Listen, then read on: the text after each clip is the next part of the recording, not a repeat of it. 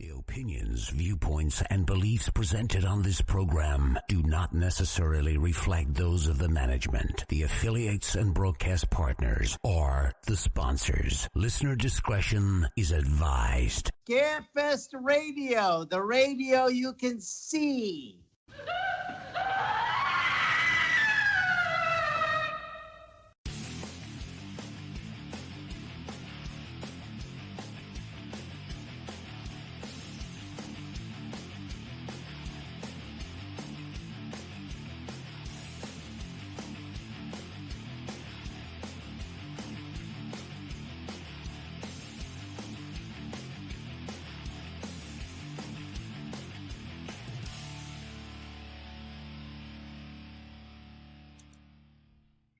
And hello everyone, and welcome to Scarefest Television. Original broadcast date is April 10th, 2020, in the midst of the apocalypse. And it's going to be a fun night. I know this is going to be a fun night. I've got my most absolutely dependable person in the world that I know. Mr. Chad Harlan is co-hosting. You don't need switch Chad. He's so dependable, people just know he's there. I have one of my favorite recurring guests, Ms. Stephanie Bingham, the lovely and talented Stephanie Bingham. Say hi, Stephanie. Hi there. You're unmuted now. You may speak now. Now what we got going tonight, everybody? We're going to talk to Stephanie a little bit, and we're gonna have more fun on Scarefest Television during the end of the world, this dystopian future that we're staring down the pipe at. And we're just gonna do whatever the hell we want. And in the meantime, I might even cuss more. It may come up because I've got things to cuss about. We're going to be announcing at the 30-minute mark the winners of this week's contest. Now, if you missed that, if you weren't on the Facebook page and you missed that, we ran a contest this week for people to do their favorite shining quarantine photos. So basically, you couldn't leave the house. It had to be in your house. We think someone kind of bent the rules, but if it was all in his house, we can't say anything. I just say we'll point that out at the time.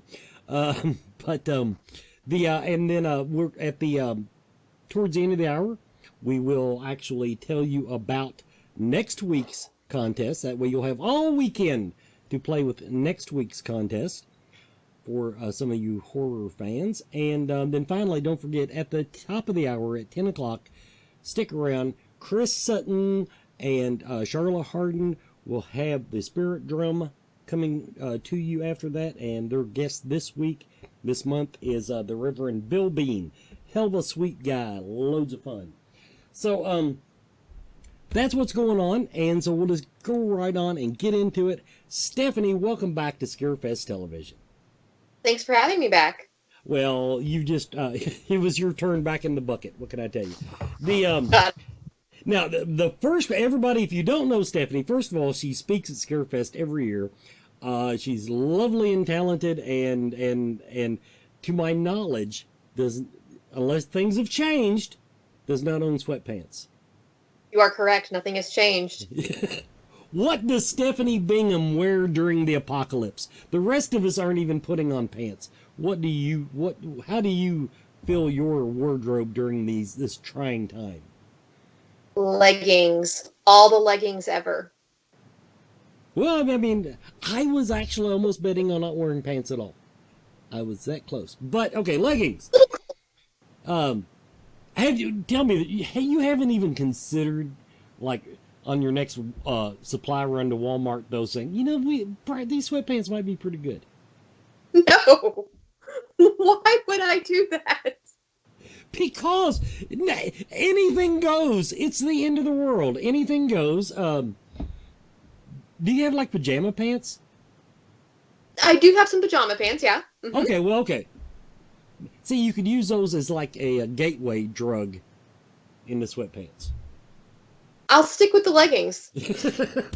Fair enough. Now, everybody, of course, Stephanie is a psychic medium.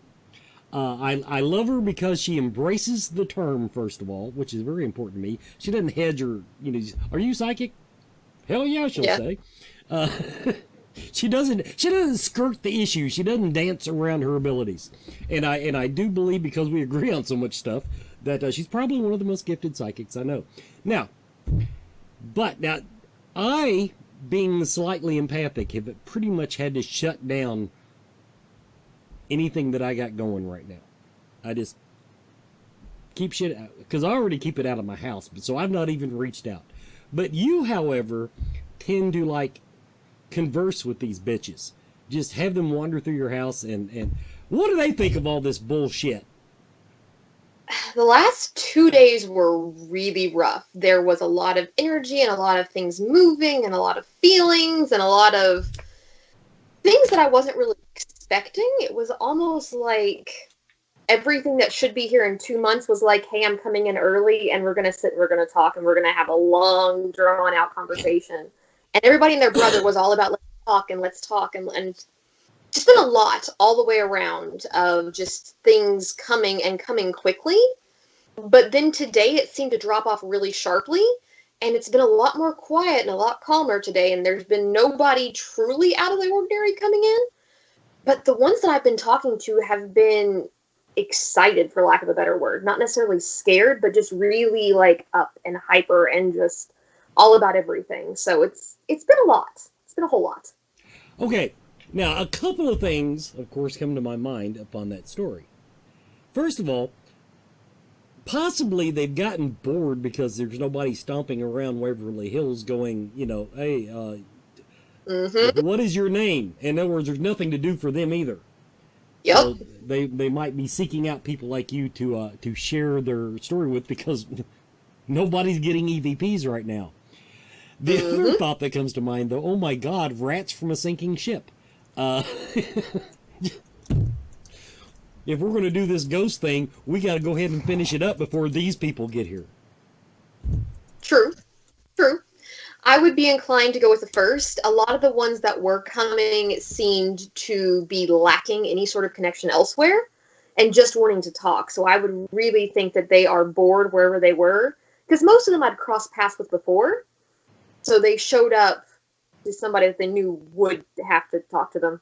So that actually does make sense. I was wondering how the spirit world would process this, because I know that my little gang down at the Ross Opera House, they're so used to interacting with people that that I just can't imagine what's running through whatever they call a head.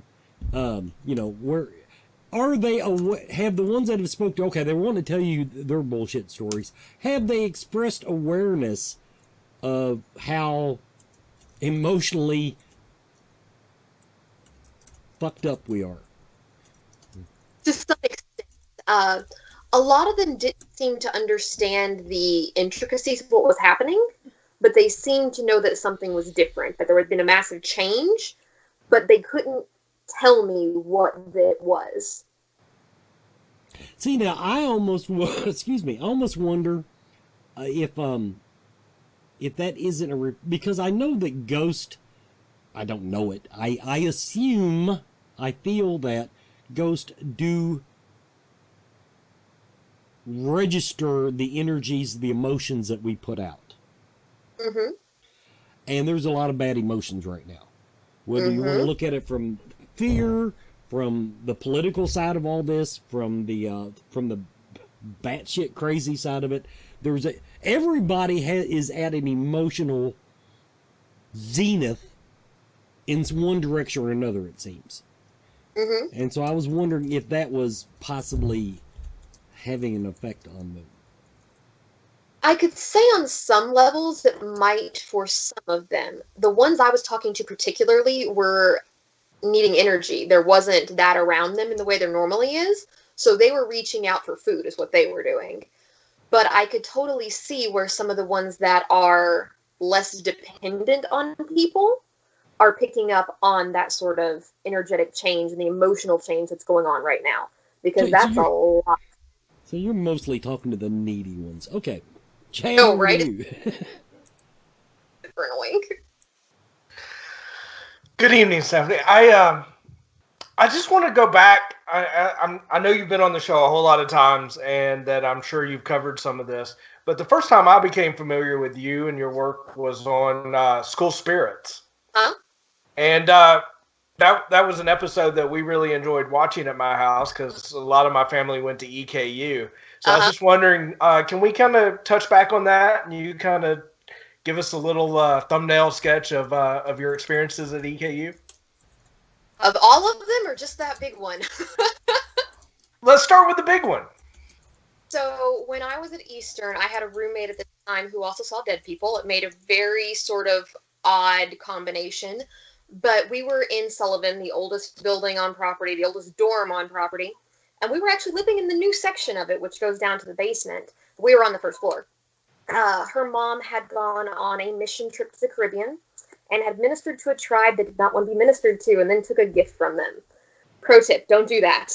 Caused a lot of issues.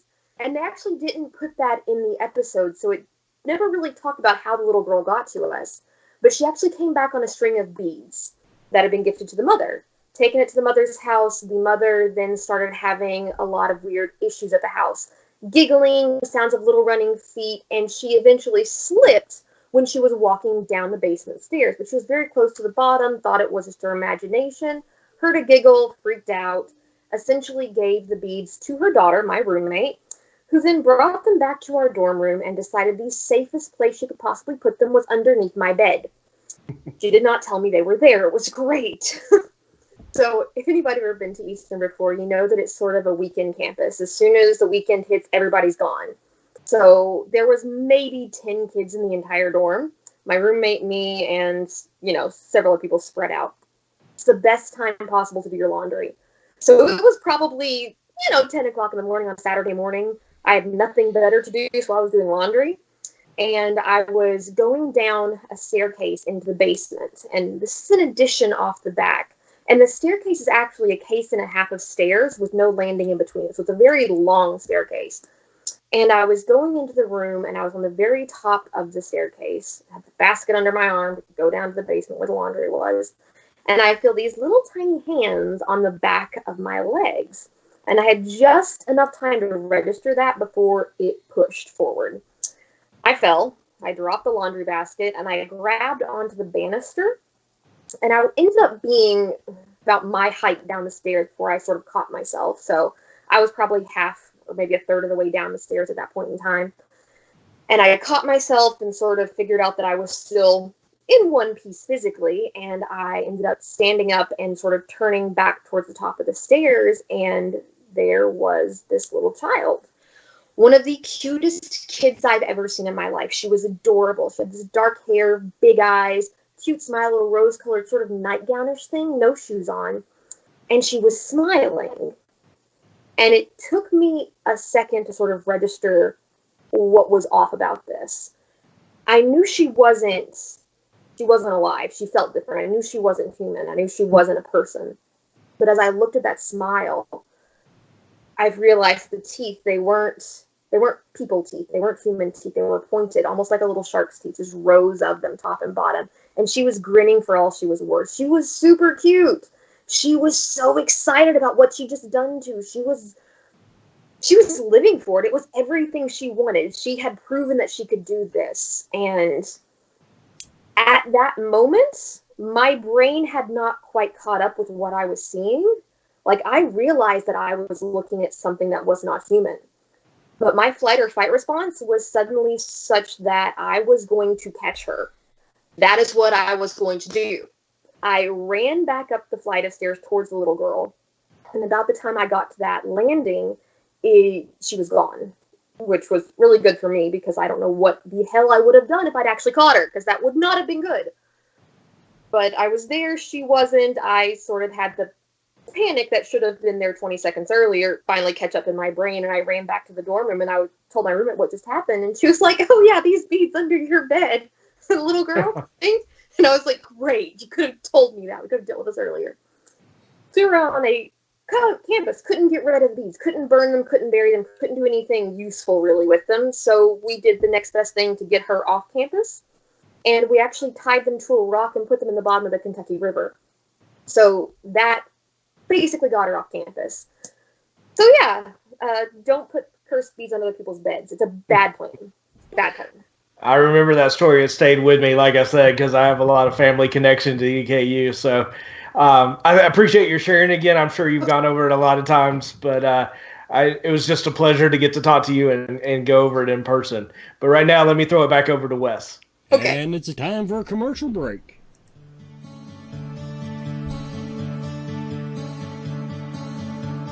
Akashic Awareness is a metaphysical healing and learning center unlike any other. A large selection of crystals, gems, and minerals greet you as you walk in the door, but from that point onward, the journey is yours. They offer a great selection of metaphysical tools, state-of-the-art holistic healing, with classes and lectures scheduled throughout the month. Akashic Awareness is open Tuesday through Saturday, noon until 6:30, 7 on Friday and Saturday. Visit their website for a current calendar of their almost daily special events and guests at akashicawareness.com. And while you are there, be sure to join their email list to stay current. Akashic Awareness, 328 Sycamore Street, Elizabethtown, Kentucky.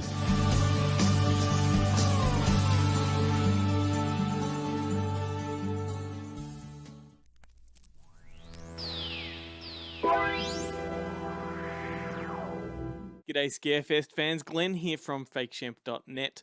I hope you guys are doing well. Things are mental at the moment. The world is on its knees. Who the fuck would have thought that we'd be living out a horror film? But we are, and it's shit. So I just wanted to let you know that I am thinking of you guys. I guess the best we can do is be there for each other, and when we can provide some kind of welcome distraction, then we should all do it. And that's what I'm here to do for you guys. A little bit of fun for a few minutes. So I really contemplated whether or not I should present this film. For a few weeks now, I've been umming and ahhing because it is kind of pandemic-ish, but to hell with it. I saw CC and Wes last week talking about watching these kind of films, so let's do it. I am going to work off the universal assumption that you all know about Mad Max, and if you don't, then you can just talk to the hand. But if you are a Mad Max fan, especially that original 1979 film, then you're going to get a massive kick out of this one, because before the makers of Mad Max made their sequel, we call it Mad Max, you guys call it The Road Warrior, they made this follow-up movie called The Chain Reaction. And I guess at the time of its release, some people even considered it to be a spiritual sequel of sorts. Anyway, made only 1 year after Mad Max in 1980, the movie cashed in on the success of the China Syndrome, and it saw many of the original actors from Max return, including Steve Bisley, who played Goose, and he leads the film in this one. He's a fairly well-known actor down here, and this is definitely one of his best performances. The Chain Reaction has a similar style and overall tone to Mad Max, only this time it leans much more heavily towards those science fiction influences. It tells the story of a catastrophic nuclear disaster which threatens all known life in Australia. Our lead character and his wife find themselves caught up in the fallout whilst they're on holiday, and they end up running from government agents and a ferocious military team hell-bent on containing the contamination at any cost. And to give some context, this was a very futuristic story for us at the time, given that we here in Australia have never adopted nuclear energy. But it was also kind of scarily realistic too, because as an island nation, we would watch other countries harness nuclear power and negotiate the potential fallout. So it came at a really interesting and precarious time. The film was produced by George Miller, who is the guy behind the Mad Max series, and he also directed all of the film's car chase sequences. So you can definitely recognise his iconic style, and you get that feeling that Chain Reaction is cut from the same cloth as Max. And if you pay close attention, you're even going to spot Mel Gibson in an uncredited cameo as a bearded mechanic. And if you're a fan of Easter eggs, there's a labyrinth of Mad Max references in the earlier scenes. If you have a keen eye, you'll spot things like the Interceptor cars in the garage, and there's even the same damn dog from Mad Max. And while Chain Reaction adheres to a science fiction thriller brand of exploitation, it does relish the type of gruesome and gory details that toxic waste movies offer. So, of course, you can expect to see melted flesh and other gross out stuff, which kind of makes it a horror hybrid if you want. The set design is tasty, the overall look of the movie is almost iconic. It did hit the right audience upon release in 1980, but given that it was more or less overshadowed by Mad Max in terms of longevity, It's only over the last few years that people have started to recognise it as a valuable addition to that ever-respectable Ausploitation catalogue. Anyway, suffice to say, if you are becoming a fan of Aussie genre films of the 70s, 80s and 90s, and if you've been watching me every week, then damn it, you should be, then Chain Reaction is one to find. If you love Mad Max, and you should love Mad Max, then definitely add this one to your collection. Just as I said during that trailer, add this one to your collection. The beautiful thing about this is it's on Blu-ray down here, region free. You can pick this one up and there is no region lock on it, so it works in your players. Umbrella.com.au, not a sponsor. I think that's the best place to get it. Support those guys, they put out some awesome stuff. So anyway, that is it from me. Once again, please take care of yourselves. Thinking of you from down here. Things are pretty grim here as well, so lots of quarantines and self-isolations and, I don't know, stage 4 restrictions and all that shit. But if we can pull together as a community, the Scarefest community, for example, is amazing. So stick with it, watch what we do. Hopefully we can get to the other side as unscathed as possible. So anyway, the show must go on. My podcast, Good Movie Monday, drops every week. I hope you guys listen to it. Hope we can provide a bit of a distraction and a little bit of fun. And I'll catch you next week.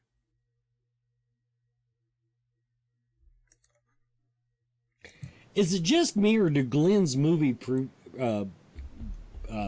trailers have a lot of nudity in them? Seems to be a common theme whenever he reviews a movie, that there's some little naked butt sticking out, or a breast or something. Oh, and by the way, Akashic Awareness, of course, we're still running their commercials. You can't go there. They're shut down for everything going on. But hey, go to their website, join their email list, so you'll know when they're up and coming. God dang, I need a haircut.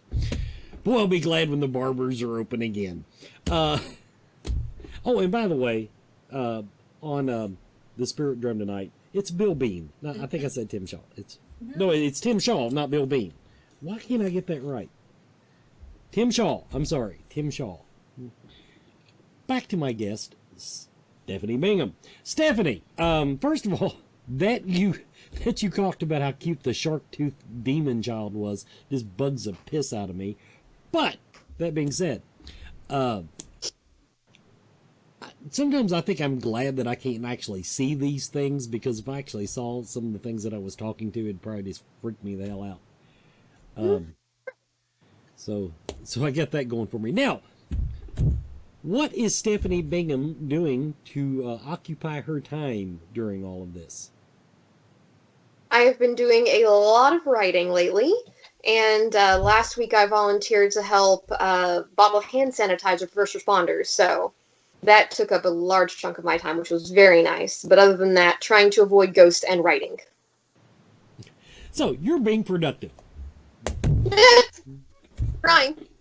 Well, that's good. And that would explain the lack of sweatpants. So, Yes. What are you writing about? I mean, are you writing more things to speak about, or are you trying to write a book? What are we writing? Yeah, all of that. All of that. Are you really trying to write a book? Yes. Is it as I used to say about if I had to write one about me, it would be a highly fictionalized account of one of the most boring psychic careers ever. So, what is it about you? Is it fiction? What do you? I realize you don't have to give us spoilers, but what's the take on it? Not fiction. It is a collection of the last 3 years of events that have happened at a location I'm at quite often. So I'm going through and compiling all that and seeing where that goes. Now, speaking of locations, that was the other thing I wanted to note. Everybody, if you haven't caught up with Stephanie before on the show, basically, one of her jobs, not the one I'm sure that pays the best, but one of her jobs is she goes around, these places, museums and places like that. They bring in items, and there's some wayward dickhead ghost hanging about, and then the ghost starts harassing people. It's a whole thing. And then Stephanie goes in and tells them the what for. Mm-hmm. And either expels them or talks them down, or usually you just end up talking them down, don't you? talking them down is generally the best option with them because they've been there so long that to break that connection would take a whole lot of work on my part. And unless they're really being obnoxious, I don't see the need to put forth that much effort. Gotcha. I know. I agree with you fully. Although, cute side story. I did a celebrity ghost hunt back before before the world ended, and one of the ghosts was notorious for breaking things, dishes. Mm-hmm. It was a restaurant, and about once every couple of weeks, they'd have a plate fly across the room. So Wesley, thinking he's Mr. Macho psychic medium, gives her a good talking to. It said, "Don't make me." Basically, it was my "Don't make me come back here" speech. Mm-hmm. The next morning, knocked over an entire rack of dishes, like said, and nothing else happened after that. Though it was like, "What? I'm sorry, that wasn't me." You know. Mm-hmm. Yeah, he Clearly gets it quiet after. One last had to do that one last little thing just to say, you know, screw you. What are you pointing at? She's pointing at things. Let's go ahead and load your next commercial break. When we come back and get everything, I'm going to toss it to Chad. The other thing, where I was going with it, have you heard from any of your regular clients? I realize that there's no guest walking through the museum to get harassed, but I mean, are they, you know, like, because the guests aren't there, other employees catching hell now? Right. So a lot of museums are taking this time currently to go through and change out exhibits, clean everything, move everything, bring in new exhibits, take down old exhibits. So they've got a lot of activity right now because they are physically manipulating the space and bringing items in and out and cleaning things. It's that cleaning, going in there and touching them. Always ramps things up. But yeah, they've been having a lot of issues going on at several different locations because of really what's happening right now. There's no guests there, but everybody have time to go through and change everything. So are you, just to follow up on that now, are you actually, I don't want to say breaking quarantine because it's hard to social distance any further than the veil. Right. But I mean, are you having to make some road trips for that, or are you just saying, as soon as this is over, I'm there? How are you handling that? Nothing has been bad enough to need me to break a quarantine yet, but I've been giving a lot of tips and tricks for how to deal with ghosts one-on-one, and just, especially at one museum that I worked at before, I know they're ghosts. I know what you can say to get certain ones to back down, so it's literally just saying, this is what you're going to do, this is how you're going to act. If you fail miserably, I'll come in and fix it, but until then, just try this Band-Aid for now. Fair enough. Everybody, we're going to take a commercial break. When we come back, we're going to we're going to announce the winners of this week's contest, and then I'll turn it back over to Chad for a little bit more with Stephanie. Everyone is talking about CBD oil, and it seems like almost everyone is using it. The research is ongoing, but the apparent health benefits are overwhelming. If you're going to use CBD products, though, what brand should you buy? First, find out where the hemp was grown. Imports are flooding the market. How potent is it? Look for a brand that plainly states its concentration on the label. And look for full spectrum CBD. This means the oil contains CBD and all the other cannabinoids, terpenes, and nutrients that are found in the entire cannabis plant. Look for Blue Leaf CBD oil. Blue Leaf Naturals is a Kentucky proud company. They use only Kentucky-grown hemp, supporting Kentucky farmers and businesses. Visit their website at blueleafcbd.com now and use the code SMILE at checkout for free shipping.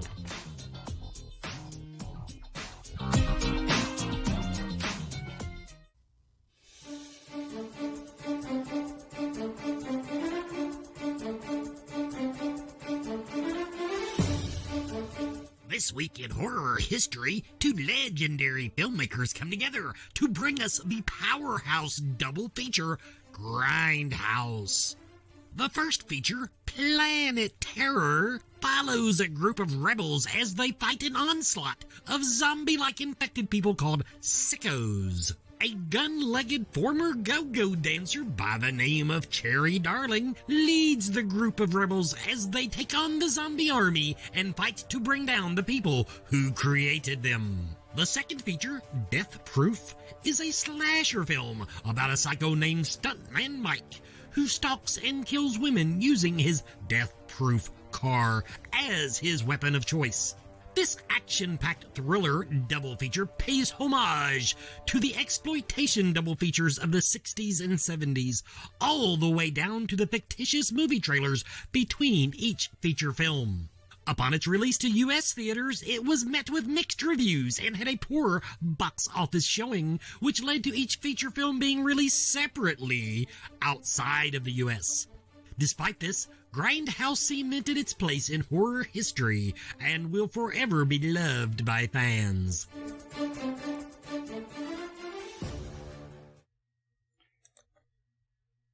And welcome back, everybody, to Scarefest Television. And yes, that was The Tomb Attendant. The Tomb Attendant is the name of my character that is in no way affiliated or should be mistaken for the Crypt Keeper. So we're gonna tell you all about the contest. Now, this week's contest was take a picture of yourself using common household items to recreate a scene from The Shining, possibly the greatest lockdown movie of all time. So, here were our contestants. Now, I want to give everybody honorable mention. Thank you for playing. Although, for the people that didn't play, you could have probably, up until the last minute, you'd have probably been looking at winning if you'd have just stuck your head through a box and said, "Here's Johnny!" Just saying. Now, that being said, start off with Shanna Hale. You were our first contestant on the lockdown challenge, or whatever the hell we called it. But we want to thank you for playing. Now, there we go. Now, another contestant we had, and this one was in the lead for a long time. Now, this was Suzanne McComas, speaker and frequent guest on the show. Now, the thing about this doesn't look that impressive until you find out. Those are actually twins. Those are real honest-to-God twins, everybody. So that kind of gave it a little strong footing with us for a while. Now, Eric Murphy, you entered. I don't even know what scene you were recreating, dude. I love you, Eric, but I need to Google search that, and I honestly don't know. Rewatch the movie. Now we're into our winners. Because we had such good contestants this week, because the top three were as tough as nails, so we decided to actually give the $100 to our winner. And we're splitting another $100, $50 a piece, to the two runner-ups because they were so good. Although I think this one is in family with the winner. So first off, Peter Cannon. Peter Cannon did this, and just the fact that the man poured flour on his head, I'm assuming it was flour and not like illicit drugs, to recreate that image. We loved it. That is, we're considering that tied for second.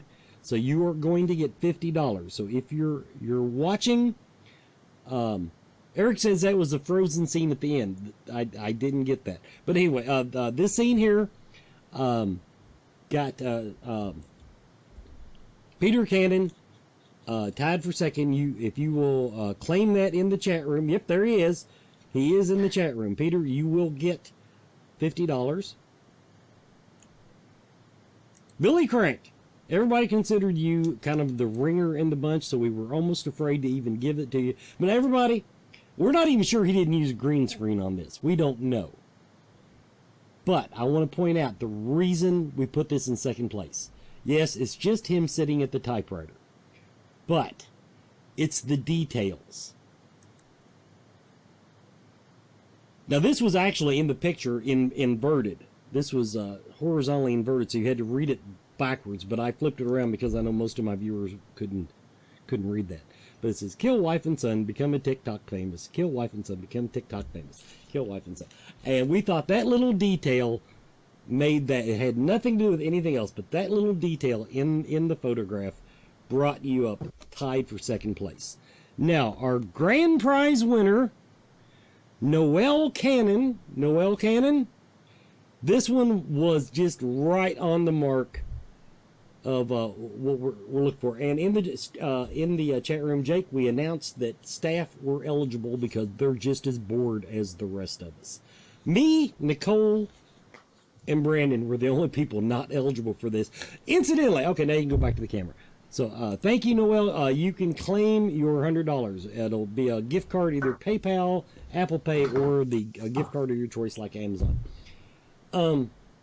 We were discussing this before the show. They're budgeting all this movie for prizes.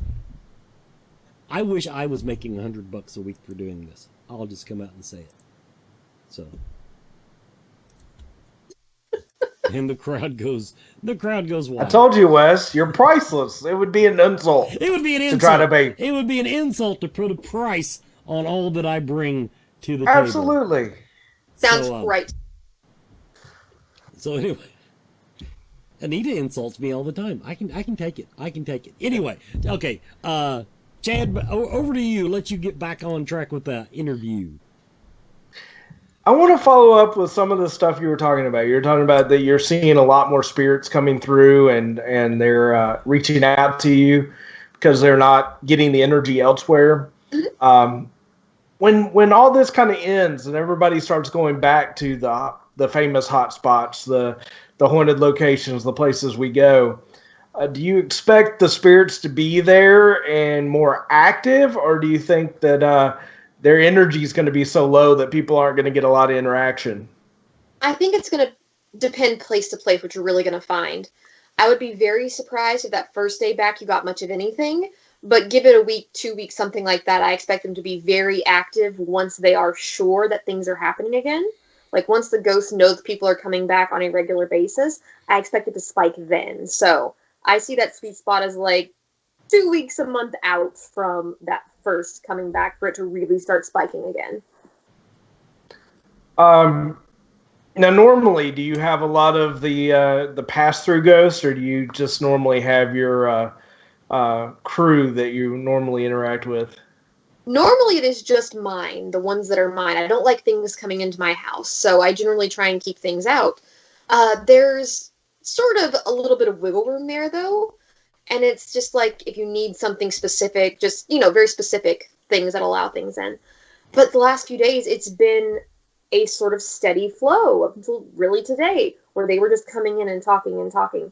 But I've seen most of them before, so it's like they knew where I was or what I felt like, so they would essentially come to find me because of that. But it's been really odd, just really, really odd, especially for my area, to see this level of constant flow of dead things.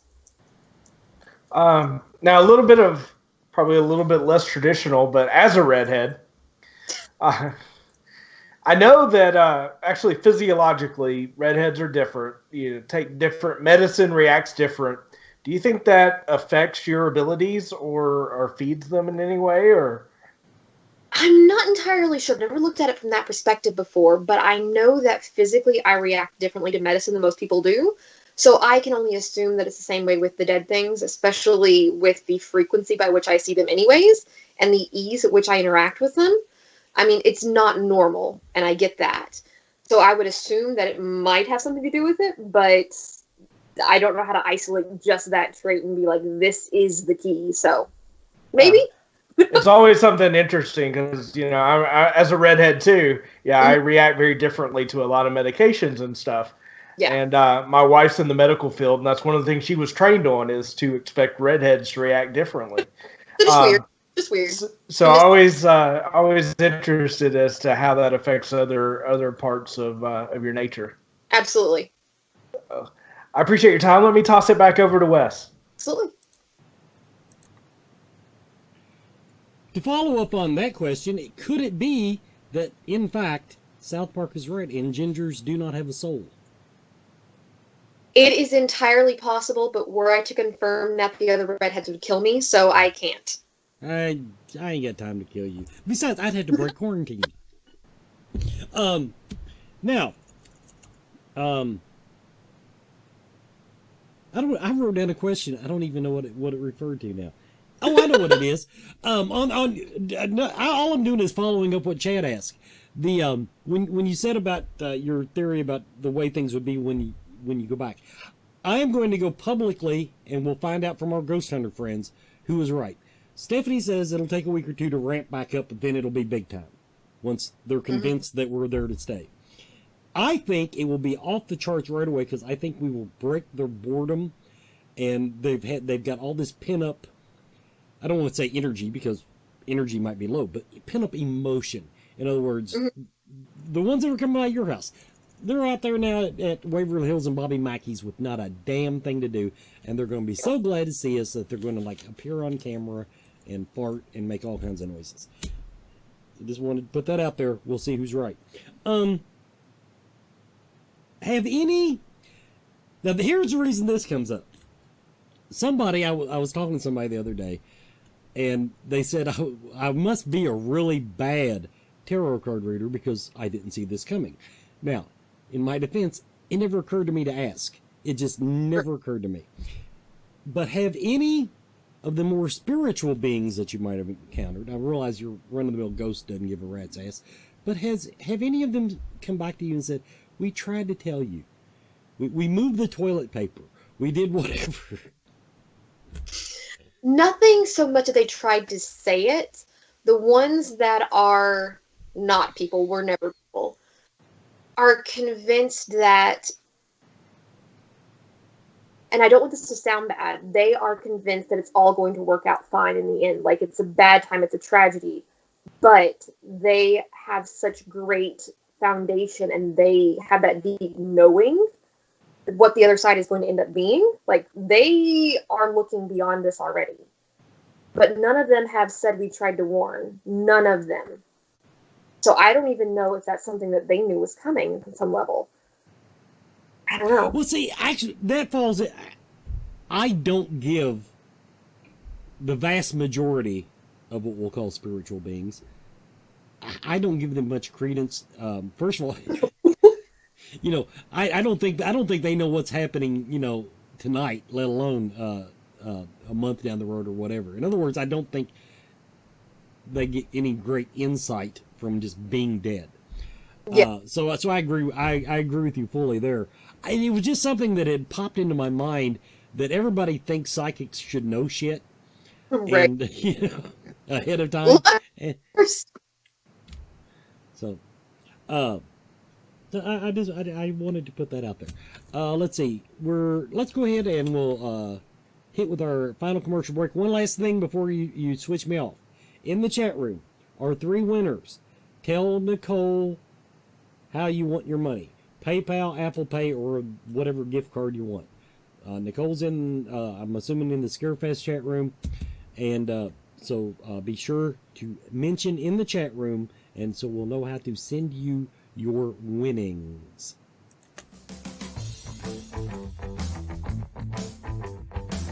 Do you feel lost in life? Do you seem to be stuck in emotions that are not yours? Is your home not the sanctuary it should be? Contact Spirit Mechanics, where they take a team approach to your metaphysical and spiritual problems. Spirit Mechanics specializes in aura cleansing, stone attunement, attachment removal, and house cleansings.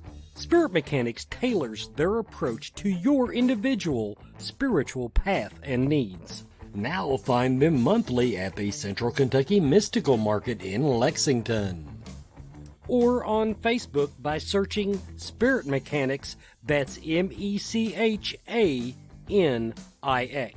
Spirit Mechanics, for your spiritual health and well-being.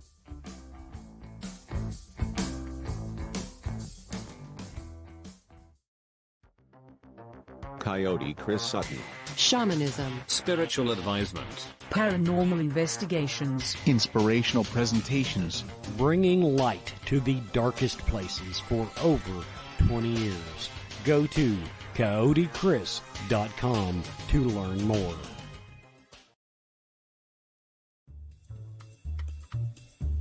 Hi, Scarefest fans. This is Joe Lewis from Bonehead Weekly. I don't know how the rest of you are doing this, or if you're being held by a 2.5-year-old during all this, but I am. Anyway, Hard to go out and see movies, if we discussed before, but I was able to find something I hadn't seen yet. The Child's Play remake is not a complete train wreck. In fact, I actually like some of the stuff that they did with it. There's this huge conglomerate corporation. They have a name for it, Kleinsberg, something like that.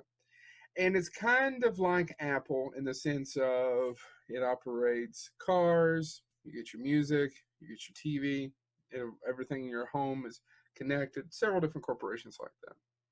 And they sell these dolls called Buddy dolls. And one of them, the movie opens up, is being made somewhere in China, I think. And the guy is being berated by his boss. And he turns off all the safety protocols and then jumps off a roof and kills himself. And the doll goes into mass distribution. And that's the point. Now, here's what I like about the movie. I like Child's Play, but I don't love them. I think what it is I like Brad Dourif. I love Brad Dourif, and he's a person who played Chucky originally.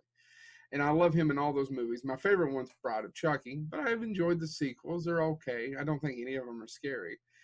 But I find this more plausible. I find it more plausible, specifically being in 2020, that we have an AI doll that is able to communicate with other things that go along with that, whatever software that's being used for company, an Apple doll if you want. And it's able to wreak havoc because it has artificial intelligence and it's taken off its restrictions and it can do whatever it wants and it learns. Kudos to the filmmakers. This movie is much more violent and gory than any of the other Child's Play films. Some of the kill scenes in it are pretty hard. I appreciate that. I mean, if you're going to watch a movie called Child's Play that's a remake, you know, Chucky ends up killing his stepfather, not to give too much away. She gets the doll kind of free, gives it to him. It's kind of crude. It's a little twitchy. It imprints on Andy.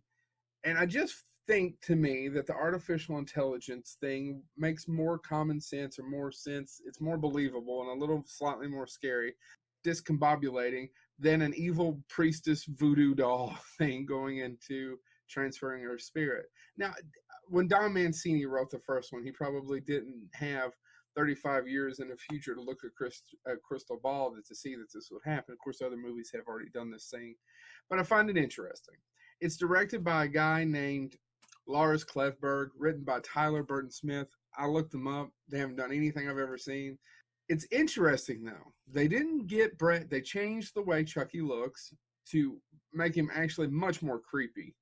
And they got Mark Hamill to do the voice. And Mark Hamill does an outstanding job, but I kept missing Brad Dourif. Can I recommend Child's Play the remake? Yes. Yes, if you're looking for 90-minute horror film there's a lot of blood and guts in this movie. Like I said, it's much more violent and blood and guts than any of the Child's Play Chucky films. I truly believe that. This is a darker version of any of those movies. It doesn't follow its own rules and starts to unravel in the third act. There is the new Buddy dolls coming out, and the whole the whole third act takes place in a department store where they're releasing the Buddy doll that night. His mother works at that department store, and he's able to take over the other Buddy dolls, and the movie starts to go off the rails in the third act. I never would have thought I'd say this, but check out the Child's Play remake. Thanks so much, Scarefest. This is Joe Lewis from Bonehead Weekly. Stay safe out there. My Evil Dead 2 poster fell. It's very sad.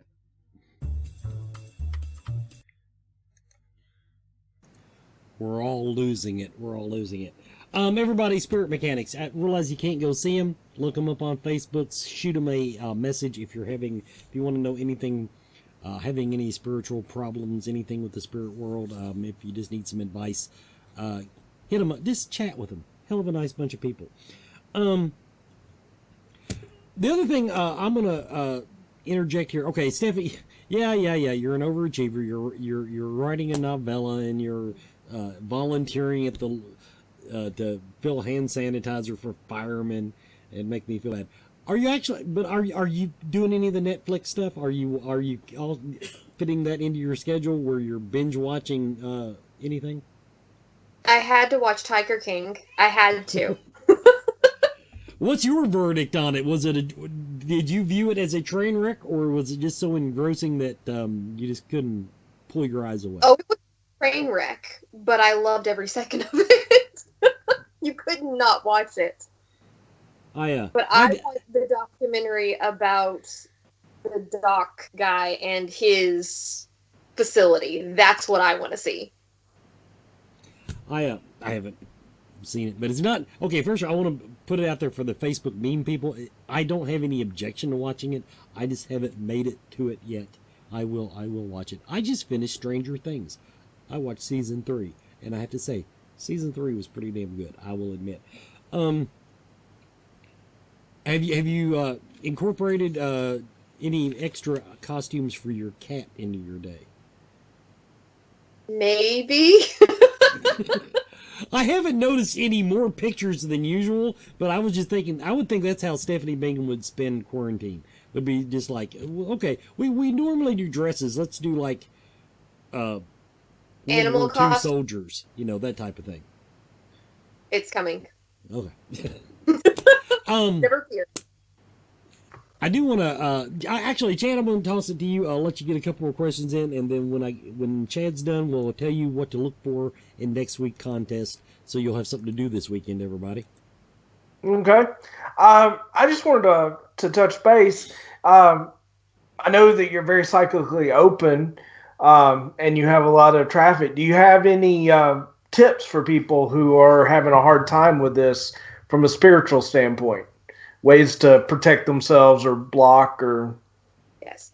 Grounding is your friend right now. I don't care who you are. I don't care how good you are. Grounding is what you need to be doing. If you are not good at it, one of the easiest ways I've found to ground is drink water. Like literally, it's that act of bringing it down and in. Washing your hands can do it. It's literally just that setting up those boundaries. I don't care when you set them up last, do it again. There's that idea of sort of the voodoo house cleaning. You go through, you clean the house, and as you're doing it, you remove the old energy. And as you do that, you go right behind it and you set up those boundaries. That is all you can do right now is ground and shield and create that safe space for you.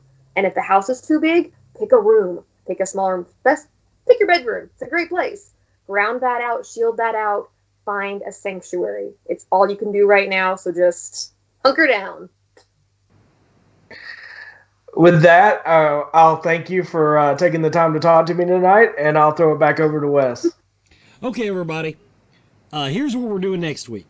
Now, the actual rules, you just go to Facebook, go to the Scarefest, the official Scarefest page, the business page, not the group, although I'm sure it'll be posted in the group too. But the main thing is, first it'll go on the Scarefest page because that's where the actual contest app is embedded.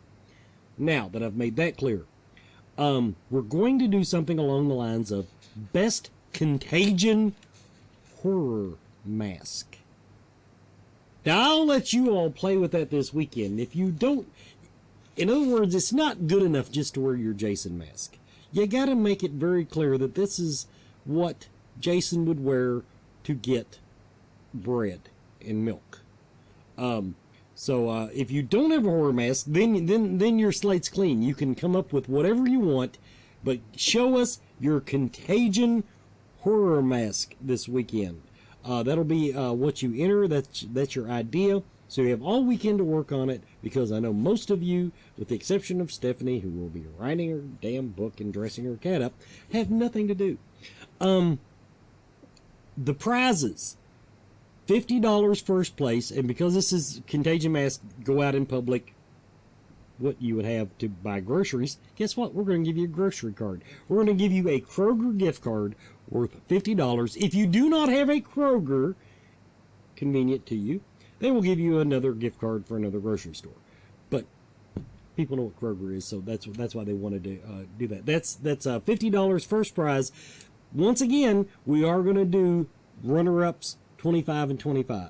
We're also going to do, so you've got 3 chances to win something, to put a little money in your pocket there. It is open to everyone. I'm not sure about the people that have already won. We didn't actually go over that. That would be the only limiting factor. Otherwise, it's me, Brandon, and Nicole and Anita. That's who can't win. But celebrities, if you want to play along, come on in. Staff, we're looking for you. fans especially. Never been to Scarefest? Fuck it, come on, let's play. So that's that's where we are on that. Bring us all back in. Chad, what have you been binge watching? I'm down to the dregs of the internet. I've been watching a show called Hyperdrive, where they it's basically American Ninja Warrior with cars. What's that on? It's on Netflix. It's on Netflix. It's kind of like the Fast and the Furious meets American Ninja Warriors. Oh, what was that one we watched last night? It's where he's Angel has fallen. Okay, because he's the Secret Service guy that saved the previous president 2 different times. God, in that alternate reality, I would hate to be the fucking president. I'm just going to put that out there. Sounds like he's bad luck. I'd fire him. They are gunning. They are gunning for that son of a bitch. But anyway, I just want to. It's not a horror movie. Granted, it was tough. I'm sure there were some plot holes. Like a few times, I'm like, no, they wouldn't do that. But I have to say, when he, not to give a spoiler, but when he blows up the forest, that was tough. That was absolutely tough. So I'm getting to watch like 1 to 2 hours of TV a night, just like my normal life. And so that's what we finished. Stranger Things, and we watched that. Now I've got to decide what to go to next, and it might be the Tiger Lion King? King. Yeah, Tiger King, the Lion King, whatever the hell it is. I don't know. I'm sure Same Netflix difference. will recommend it to me. Okay, Show your everybody. kids both of them. Stephanie, thank you so much for joining us tonight on relatively short notice, but you're always welcome and you're always a delight. Well, thank you so much for having me. And I think, you know what, at Scarefest, I just might give her a pair of sweatpants. Just, you don't even have to wear them. I just want you to say that you own a pair of sweatpants. I mean, we'll find some with cats on. We'll find some with cats. So,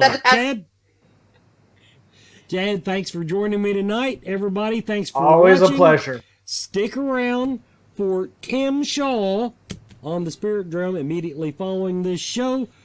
And join us next week. We'll be talking about something. If nothing else, you'll want to see the entries for the best Contagion horror mask. Everybody, this has been Scarefest Television.